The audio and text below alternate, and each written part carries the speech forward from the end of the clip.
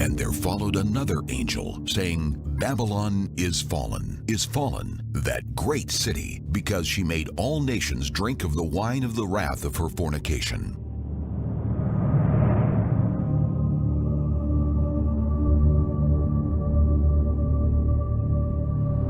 Now, what is the wine?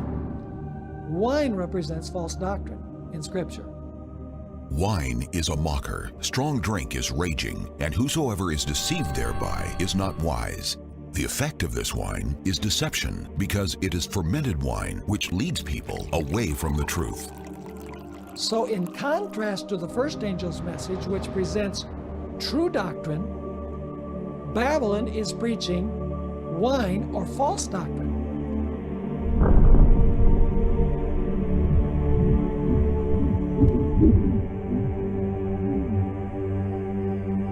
The darkness of night obscures from view the truth about the world around us. Confusion, like the darkness, has concealed from us the truth about the character of God. False doctrines and ideas are like the trees of the forest that change with the seasons. They blow about in the wind and rise and fall through the centuries. There's only one way to dispel the darkness, and that is with light.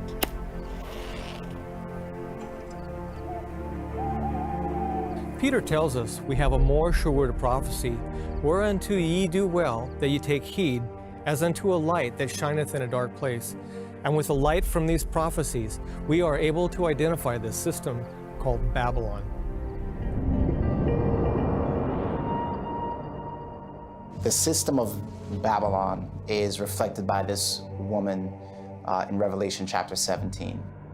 So he carried me away in the Spirit into the wilderness, and I saw a woman sit upon a scarlet-colored beast, full of names of blasphemy, having 7 heads and 10 horns. The first 3 symbols that help us to identify Babylon are the woman, the beast, and the 7 heads. In order to arrive at a correct understanding of these symbols, we must allow the Bible to define them for us. So here's what God has to say about the prophetic symbol of a woman. I have likened the daughter of Zion to a comely and delicate woman. Zion was the name given to the people of God. As we read in Isaiah, Say unto Zion, Thou art my people. So in the Old Testament, a woman is used by God as a symbol to represent His people. In the New Testament, a woman still is used to represent God's people in the form of His church. For this cause shall a man leave his father and mother, and shall be joined unto his wife, and they two shall be one flesh. This is a great mystery, but I speak concerning Christ and the church. In the book of Revelation, there are 2 women. One is a virgin dressed in white, representing God's church, and the other woman named Babylon is a harlot, meaning she represents a counterfeit church, and she is the one sitting upon a beast. Once again, allowing the Bible to interpret its own symbols, we turn to the book of Daniel to define the symbol of the beast. The 4th beast shall be the 4th kingdom upon earth. According to Daniel, a beast is a symbol for a kingdom or a nation. Since the Bible uses a woman as a symbol for a church, and the beast for a symbol of a nation, then this symbol of a woman sitting upon a beast is a symbol of a church in control of a nation or a kingdom. In other words, this nation is both a church and state power. Next, John says that this beast has 7 heads, and the Bible tells us what these heads represent, just 6 verses later. And here is the mind which hath wisdom. The 7 heads are 7 mountains on which the woman sitteth. The fact that this woman sits upon this beast with 7 heads tells us this church and state power is located near 7 mountains. John goes on to describe this woman in detail. And the woman was arrayed in purple and scarlet color, and decked with gold and precious stones and pearls, having a golden cup in her hand, full of abominations and filthiness of her fornication. And upon her forehead was a name written, Mystery, Babylon the Great, the mother of harlots and abominations of the earth. Our 4th clue is that this woman or church named Babylon is described as a harlot, meaning she has committed adultery against God by forsaking His covenant. So this church does not represent God's people. Instead, it represents a counterfeit church. Our 5th characteristic is the woman's appearance. She is described being arrayed with purple and scarlet colors. Having allowed the Bible to define its own symbols, we see God telling us Babylon is a church and state power located around 7 mountains, and it is a counterfeit church that appears primarily in purple and scarlet colors. There's only one church that fits this definitive description, the Roman Catholic Church, also known as the papacy. So let's investigate the evidence for this conclusion. Vatican City is the only church and state nation in the world. It is known as the City on 7 Hills, and its primary colors are purple and scarlet.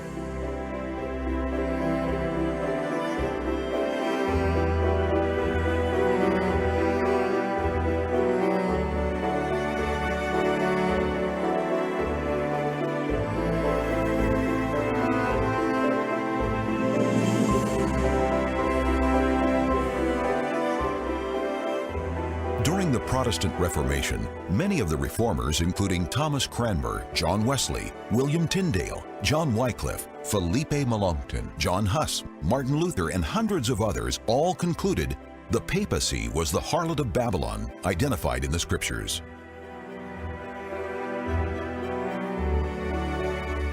I, for my part, will set free my own mind and deliver my conscience by declaring aloud to the Pope and to all papists that the papacy is, in truth, nothing else than the kingdom of Babylon and a very Antichrist. For who is the man of sin and the son of perdition but he who by his teaching and his ordinances increases the sin and perdition of souls in the church, while he yet sits in the church as if he were God? All these conditions have now, for many ages, been fulfilled by the papal tyranny. First Principles of the Reformation by Martin Luther, page 197.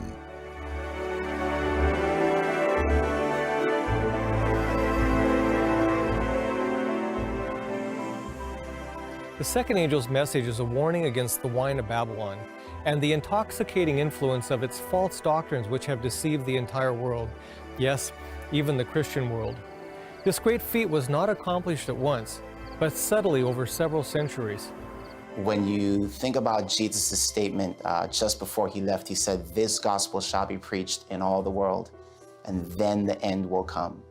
We see the disciples going out preaching this gospel, but we see that the end did not come. The reason I believe is because that gospel became tainted, and a different gospel began to go out into all the world.